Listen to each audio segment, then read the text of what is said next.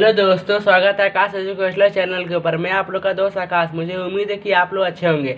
आज के इस लेक्चर में हम लोग क्लास 11 का बुक कीपिंग एंड अकाउंटेंसी का पहला chapter introduction to book keeping and accountancy का लेक्चर नंबर 2 लेके आ गए हैं, जिसमें हम लोग मीनिंग एंड डेफिनेशंस देखेंगे। देखिए, मैं आपको कल ही बोला था कि चैप्टर में जो आपका फर्स्ट है पूरा मीनिंग एंड डेफिनेशंस के ऊपर डिपेंडेंट है। तो आप लोग अगर कल का लेक्चर देखे होंगे तो आप लोग को समझ में आ रहा होगा कि पहले चैप्टर में आपको मीनिंग और डेफिनेशन दिया है, सेकंड चैप्टर में थोड़े प्रैक्टिकल है और थर्ड चैप्टर से पूरा ही प्रैक्टिकल आपका स्टार्ट हो जाएगा, जो कि journal entry, ledger, subsidiary book, इस तरीके से आपके चैप्टर्स दिए हैं। अभी आइए मैं आपको हम लोग कल क्या क्या पढ़े एक बार एक मिनट में रिवाइज करवा देता हूँ। हम लोग ने कल क्या पढ़ा? बुक कीपिंग का मीनिंग देखा, ट्रांजैक्शन देखे। ट्रांजैक्शन में दो टाइप होते हैं, मॉनिटरिंग, नॉन मॉनिटरिंग। उसके बाद हम लोग एंट्री देखे, नरेशन देखे, गुड्स देखे। इतने सारे हम लोग मीनिंग एंड डेफिनेशंस कल के दिन किए थे। तो दोस्तों आज के दिन हम लोग लेके आ गए कैपिटल एंड ड्राइंग्स, और भी बहुत सारे डेफिनेशंस हम लोग करेंगे आगे जिस तरीके से लेक्चर बढ़ते रहेगा। तो आइए बिना किसी देरी से आज की शुरुआत करते हैं।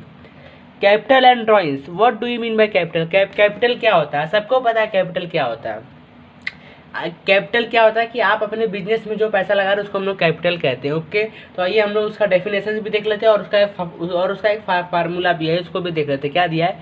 फर्स्ट, कैपिटल हमें क्या दिया है? Capital the total amount either in cash और kind, goods, assets etcetera invested in so the business by the owner is called capital. देखिए, चाहे किसी कोई भी बिजनेस हो, उसका चाहे कोई भी बिजनेस हो, उसका जो होना रहेगा वो या तो गुड्स दे, गुड्स मतलब या तो कोई सामान दे, एसेट्स मतलब या तो कोई मशीनरी दे दे, कुछ भी उसमें दे दे, या तो कैश पे अमाउंट दे दे, कैश। ये सब चीज़ें हम लोग कैपिटल में काउंट करते हैं। लेकिन देगा कौन? कंपनी का ओनर देगा या तो बिजनेस का ओनर देगा। तो हमारा कैपिटल निकालने का फार्मूला क्या है? Capital is equal to assets minus liability. अगर आपको पता करना है कि मेरे पास कैपिटल कितना है वो पता करना, तो आप लोग का सिंपल बेस्ट मेथड है कि आप लोग के पास जितने एसेट्स हैं, एसेट्स मतलब आपकी जितनी प्रॉपर्टी है, आपके जितने एसेट्स है उसको माइनस कर दो लायबिलिटी से। अब लायबिलिटी से का मतलब क्या होता है? आप लोग के ऊपर, बिजनेस के ऊपर कर्जा कितना है, तो जितना कर्जा है उसको आप लोग अपने एसेट्स, अपने प्रॉपर्टी से माइनस कर दो। उसके बाद जो अमाउंट बचा आपका बचेगा कैपिटल। आपको कैपिटल का मीनिंग एंड डेफिनेशन क्लियर हो गया होगा। अगर डाउट होगा तो कमेंट बॉक्स में कुछ भी हो आप पूछ लेना। फिर हमें सेकंड का दिया ड्राइंग। ड्राइंग का मतलब क्या होता है? ड्राइंग का मतलब क्या होता है? देखिए, अभी आप लोगों वाला ड्राइंग में समझ लेना कि जो हम लोग क्लास 7th 8th में ड्राइंग के बुक के ऊपर ड्राइंग बनाते जो उसमें नहीं होता। अभी देखिए, अभी सपोज अभी जैसे आपने कोई कंपनी खोला, फॉर एग्जांपल के लिए आपने कोई कंपनी खोला, उसमें आपने इन्वेस्टमेंट किया और आपकी कंपनी चल रही है, आपकी कंपनी अच्छे से मतलब मार्केट में सर्वाइव कर रही है। लेकिन अगर आपने उस कंपनी की, जो आपकी जो कंपनी है, उस कंपनी में से आप कुछ पेमेंट निकाले, आपने कुछ पेमेंट को क्या किया? विदड्रॉ किया पर्सनल यूज के लिए। पर्सनल यूज, एक बात ध्यान रखना, पर्सनल यूज, चाहे आपका पर्सनल यूज हो, चाहे आपका घर के एक्सपेंसेस हो, कुछ भी हो, लेकिन पर्सनल यूज जहाँ आ गया उसको हम लोग बोले इज कॉल्ड ड्राइंग। आप अपने बिजनेस से अगर आप पर्सनल यूज़ के लिए पेमेंट को विड्रॉल करेंगे तो वही हमारा होता है ड्राइंग। अब आइए हम लोग ड्राइंग का मीनिंग एंड डेफिनेशन भी देख लेते हैं क्या दिया है। The amount either in cash, kind, goods, assets etcetera withdraw by a owner from the business for personal use called has drawing. इसी को हम लोग दोस्तों ड्राइंग करते हैं। इसमें क्या दिया है कि जितने भी टोटल अमाउंट है, चाहे वो कैश हो, चाहे आपके कंपनी में चाहे वो कैश इन्वेस्टमेंट हो, चाहे कोई गुड्स हो, चाहे कोई एसेट्स हो, अगर आपने उसको विदड्रॉ किया, कौन विदड्रॉ करेगा? बाय ओनर, जो कंपनी का ओनर रहेगा उसने विदड्रॉ किया अपने बिजनेस से, वो भी पर्सनल यूज़ के लिए, उसी को हम लोग कहते हैं ड्राइंग। अभी आप लोग एक एग्जांपल दे दो, मैं सब समझ जाऊँगा। तो एग्जांपल देखो, मैं दे दिया यहाँ पे। A proprietor pays college fees of his son or pays for his medical expenses, mobile bill etc. from the business। अगर आप लोग नहीं समझे तो मैं हिंदी में इसका मतलब बता रहा हूँ। ओके, कि देखो, हम लोग ओनर को प्रोपाइटर भी कहते हैं। पता ही है कि जो कंपनी का जो प्रोपाइटर है वो अपने बच्चे का कॉलेज का फीस भरने के लिए अपने बिजनेस से पैसा निकाला, और उसने मेडिकल एक्सपेंसेस पे किया, मोबाइल बिल्स किया, और भी बहुत सारे किए। किससे किया? फ्रॉम द बिजनेस, अपने बिजनेस से उसने पैसा विड्रॉल किया। तो उस पैसे को हम लोग कहेंगे ड्राइंग। ओके फ्रेंड्स, यहाँ तक आपको मतलब समझ में आया होगा। अब आइए हम नेक्स्ट मीनिंग या डेफिनेशन देखते हैं। अभी आप लोग को में से बहुत लोग बोलेंगे कि भाई तुम टेक्स्ट बुक से क्यों नहीं पढ़ा रहे हो। देखिए आपके टेक्स्ट बुक में जो जो कंटेंट दिए हैं मैंने उस कंटेंट के ऊपर रिसर्च करके एकदम बारीकी से उस चैप्टर के मैंने नोट्स बना के लिख लिए। अगर आप लोग को जो जो आप रिकॉर्डिंग में देख रहे हो, अगर आप भी इसका नोट्स बना लेते हो तो आप अपने यूनिट टेस्ट, सेमेस्टर टेस्ट किसी भी पेपर में ठोक के आना। अगर आपको अकाउंट्स के पेपर में 80 आउट ऑफ 70 नहीं आया, 80 आउट ऑफ 70, 75 तक नहीं आया, तो जो बोलना सो, अगर इसको बारीकी से मतलब समझेंगे तो 80 आउट ऑफ 80 भी अकाउंट्स के पेपर में आता है, लेकिन उसके लिए आपको उतनी मेहनत करनी पड़ती है। लेकिन 80 आउट ऑफ 17 आ जाता है, बहुत लोग का आता है। फिर डेटर एंड क्रेडिटर, हम लोग नेक्स्ट मीनिंग एंड डेफिनेशन क्या देखेंगे, डेटर एंड क्रेडिटर का देखेंगे। तो आइए देख लेते हैं। सबसे पहला debtor, what do you mean by debtor, what is a debtor, क्या होता है डेटर। आप लोग के माइंड में ऐसा बहुत सारे क्वेश्चन उठते होंगे, व्हाट इज ए डेटर। बताता हूँ, शांति रखो, बताता हूँ क्या लिखा है। A debtor is a person who has to pay money to the business for getting purchase goods and service on credit. देखिए डेटर हम लोग उस व्यक्ति को कहते हैं जिसने गुड्स या सर्विस को परचेस किया, उसके बदले पेमेंट करता हो। अभी आप बोलोगे मुझे नहीं समझ में आया, मेरे ऊपर से निकल गया, मुझे तुम एक एग्जांपल दो। भाई चलो एग्जांपल भी देता हूँ। अभी सपोज आपने दुकान पे गया, आप लोग दुकान पे गए, दुकान वाले को बोले, आप दुकान वाले को बोले कि अंकल मुझे एक 10 रुपये का बिस्किट दे दो, चॉकलेट वाला। तो उसने आपको चॉकलेट वाला बिस्किट दिया, तो आप उसको 10 रुपये दोगे ना। जब आप उसको 10 रुपये दोगे तो आप रहोगे डेटर। आप डेटर क्यों रहोगे, क्योंकि आप उसको पेमेंट कर रहे हो, आप उसको पैसा दे रहे हो, आप रहोगे डेटर। और दुकान वाला रहेगा क्रेडिटर, क्योंकि वो ले रहा है, वो किसके बदले ले रहा है, गुड्स और सर्विस को उसने सेल किया, वो इसका पेमेंट ले रहा है, तो वो रहेगा क्रेडिटर। और आप दे रहे हो, आप रहोगे डेटर। ये समझ में आ गया होगा आप लोग को, मुझे उम्मीद है। फिर आप लोग का सेकंड डेफिनेशन क्या होता है, क्रेडिटर्स को पढ़ते हैं। Creditor is a person who receive money to the business for giving sale goods, देखो लिखा है sale goods and service on credit. जिसने गुड्स और सर्विस को जो बेचा होगा वो पैसा लेगा, तो उसमें हम लोग क्रेडिटर कहते हैं। जैसे अभी वही वाला एग्जांपल मैं लेता हूँ। आपको दुकान वाले ने बिस्किट बेचा, आपने दोगे वाले को पेमेंट दोगे, तो दुकान वाला क्या करेगा, पेमेंट आपसे लेगा ना। ऐसा तो नहीं बोलेगा जा बेटा खा पी, ऐसा तो नहीं ना। वो आपसे पेमेंट लेगा, तो हो गया क्रेडिटर, आप हो गए डेटर। समझ में आया होगा। फिर इसका मैं एग्जांपल भी एक दे देता हूँ और आप लोग को एकदम क्लियर हो जाएगा जो भी डाउट होगा। क्या है, मिस्टर ए, एक हमारे मिस्टर ए हैं, सोल्ड गुड्स। देखो सोल्ड का मतलब होता है सेल। उन्होंने अपने गुड्स को बेचा, किसको बेचा, मिस्टर बी को, और 4000 ऑन क्रेडिट।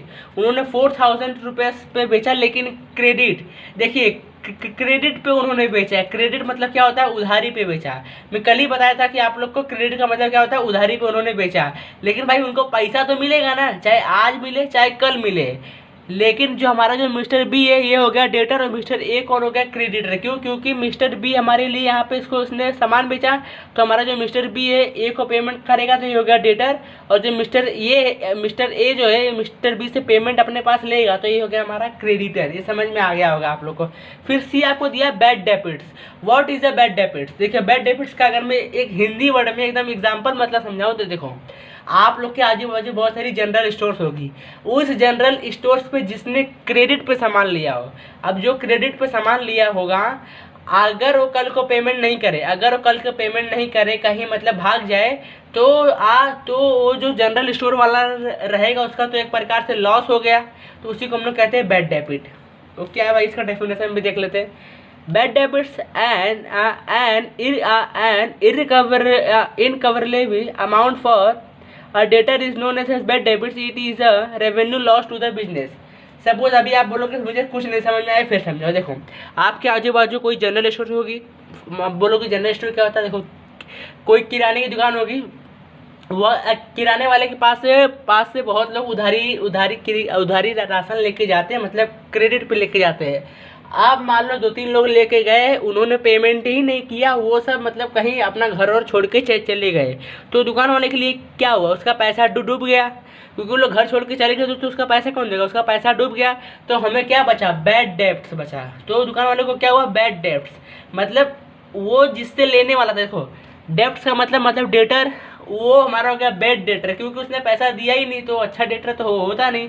गुड्स जो हमारा जो गुड्स होता है वो भाई पैसा देता, यहाँ तक आपको समझ में आया होगा। भाई हम लोग एक आज और देख लेते हैं, एक्सपांचर एंड टाइप्स ऑफ एक्सपांचर, तो बाकी का हम लोग बचे हुए कल देखेंगे। ओके, क्या दिया एक्सपांचर समझ लो। देखिए एक्सपांचर आपको मतलब ही नाम से ही लग रहा होगा, एक्सपांचर मतलब पैसा खर्च होना, एक्सपेंसेस। ओके, देखते हैं। An amount spent by the business for any considerations received by business is called expenditure। अगर आप कोई भी अमाउंट अपने बिजनेस के ऊपर या तो आप कंसिडरेशंस के ऊपर से अगर आप रिसीव कर रहे हो तो इसी को हम लोग एक्सपेंचर कहते हैं। ओके, अभी एक्सपेंचर के भी 3 टाइप्स होते हैं, हम लोग तीनों टाइप्स को एकदम डिटेल में समझ लेते हैं क्या क्या दिया। सबसे फर्स्ट कैपिटल एक्सपेंचर क्या होता है ये देख लेते हैं। This expenditure is incurred to acquire fixed assets or to increase the value of fixed asset. It gives the benefit for a long period of time and it is a non-recurring in nature।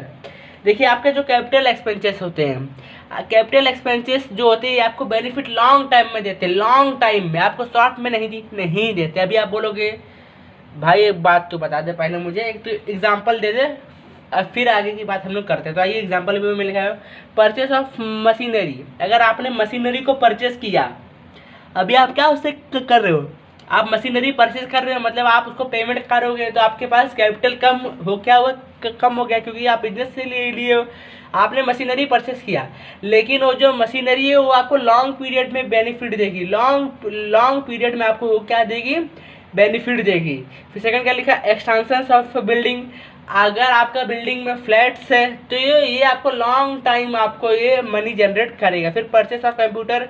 अगर आप computer को purchase, अगर मान लो आज आप computer को purchase मतलब purchase किए तो क्या आप उसको आज ही बेच दोगे, नहीं ना, आप उसको साल 2 साल 3 साल यूज़ करोगे, उसके बाद आप उसको किसी को बेचोगे। तो मतलब आप बेचोगे तो फिर भी तो इसका आपको कुछ ना कुछ अमाउंट मिलेगा, मतलब आपको फ्यूचर में मिलेगा, लेकिन ये लॉन्ग पीरियड इसी के लिए हम लोग बोलते हैं। और ये आपका फिक्स एसेट्स होता है जिसको आप देख सकते हो, छू सकते हो। ओके, कैपिटल एक्सपेंचर समझ में आ गया होगा। हम लोग सेकंड समझ लेते हैं, रेवेन्यू एक्सपेंचर्स क्या होता है। रेवेन्यू एक्सपेंचर देखो नाम से सुनो, रेवेन्यू मतलब यहाँ पे पैसे की अच्छी खासी बात होगी, तो ये देख लेते हैं। Revenue expenditure is an expenditure from which no future benefit is expectable but having immediately a short term benefit might be less than 1 year. These are normally day-to-day operating expenses of a business organization। देखिए हमारा जो हम लोग पढ़े capital expenditure, ये हमें long period में benefit देता था, लेकिन जो हमारा जो रेवेन्यू एक्सपेंचर है ये हमें लॉन्ग पीरियड में बेनिफिट नहीं देके ये हमें शॉर्ट पीरियड में देता है, मतलब शॉर्ट समय के लिए हमें बेनिफिट देता है, कुछ समय के लिए, इमीडिएटली के लिए हमें बेनिफिट देता है। अभी आप बोलोगे एग्जांपल दे दो तो रेंट पेड। आप अगर कहीं भी रेंट पे रहते होंगे तो आप सामने वाले को रेंट पे करते होंगे, तो क्या आप सामने वाले को बोलोगे भाई आप एक काम करते यार, मैं तेरे फ्लैट में 10 साल रहता हूँ, मैं तेरे को 10 साल बाद रेंट दूंगा। वो बोलेगा नहीं ज़्यादा 1 महीना या तो 2 महीना, वरना तुम मेरा फ्लैट तो खाली करो। ऐसा होता है ना। तो मतलब आपको जो रेंट पेड है ये आपको शॉर्ट टाइम में 1 से 2 महीने के अंदर पे करना है। फिर सैलरी पेड, अभी अगर आपका बिजनेस है, आपके इधर अगर कोई काम कर रहा है तो या तो आप कहीं काम कर रहे हो, अगर आपको बोलेगा भाई तू काम कर यार, बिंदास कर, मैं तेरे को 5 साल बाद मैं तेरे को जो भी तेरी सैलरी रहेगी दूंगा, तो आप काम करोगे क्या? नहीं ना। तो वही सब बात होती है। फिर दिया वेजेस पेड। अभी आप बोलोगे वेजेस मतलब होते हैं मजदूर, लेबर, जिनको आपको डेली वेजेस के ऊपर पेमेंट या तो वीकली के ऊपर करना होता है। समझ में आया होगा। एग्जांपल से अगर डाउट होगा तो कमेंट बॉक्स में पूछ लेना, रिप्लाई 110% मिलेगा। फिर हमें इसी का थर्ड टाइप्स क्या है, डेफर्ड रेवेन्यू एक्सपेंस। डेफर्ड नाम से आपको सुनो, डेफर्ड मैंने आपको इकोनॉमिक्स में भी था बताया कि डेफर्ड का मतलब क्या होता है, पेमेंट इन फ्यूचर। डेफर्ड का मतलब क्या होता है, पेमेंट इन फ्यूचर। डेफर्ड का मतलब क्या होता है, पेमेंट इन फ्यूचर, मतलब पेमेंट हमें अभी नहीं मिलेगा, इन फ्यूचर मिलेगा। तो आइए इसको भी देख लेते हैं। An expenditure when is basically revenue in nature but benefit of which is not executed within 1 year is called deferred revenue expenses। Example के लिए heavy expenses on advertising, heavy legal expenses। देखिए मैं आपको एक एकदम सिंपल सा मतलब समझाता हूँ, आप समझ जाएंगे क्या होता है। अभी समझो आप लोग टीवी देख रहे हो या तो आप लोग यूट्यूब के ऊपर कोई भी मूवी या तो वेब सीरीज देख रहे हो। ओके, अभी उसके ऊपर अभी आपको टीवी या तो आपको मोबाइल के यूट्यूब के ऊपर अभी आपको टमाटो सॉस केचप का अगर वहाँ पे एडवर्टाइजमेंट दिखाने लगा, आप वहाँ पे एडवर्टाइजमेंट देखे, एडवर्टाइजमेंट देखने के बाद आपका अंदर से मन किया कि भाई मैं भी, अपना भाई भी अब टमाटो केचप खरीदेगा और मस्त खाएगा, तो क्या आप एडवर्टाइजमेंट देखते ही शॉप पे भागोगे? नहीं ना। आपके घर में जो केचप रखा है पहले वो फिनिश होगा, उसके बाद आप जाओगे, मतलब आप फ्यूचर में जाओगे। तो यही हो गया डेफर्ड रेवेन्यू एक्सपेंचर, कि भाई आज तुम एक्सपेंसेस करो, इसका जो लाभ है हमें फ्यूचर में मिलेगा। अभी इसका एक एग्जांपल और मैं लेता हूँ, आईपीएल। आप लोग आईपीएल अगर देखते होंगे, अब 80% स्टूडेंट देखते हैं और 20% नहीं देखते, अपनी अपनी इच्छा होती है। अभी देखो आईपीएल में भी बहुत सारे एडवर्टाइजमेंट होती है। अभी जैसे आईपीएल में इस साल 10 टीमें थी। आप लोग की जो भी फेवरेट टीम हो, उनके ड्रेस के पीछे देखो किसी न किसी कंपनी का या तो पीछे या तो आगे लोगो लगा रहेगा, मतलब उन लोग एडवर्टाइजमेंट करवा रहे हैं। उन लोग आज पेमेंट दिए एडवर्टाइजमेंट के लिए, लेकिन जो आज एडवर्टाइजमेंट दिए हैं उसका बेनिफिट उनको फ्यूचर में मिलेगा। फ्यूचर मतलब डेफर्ड पेमेंट में हो जाएगा। उसके कंसेप्ट आप लोग को समझ में आ गया होगा।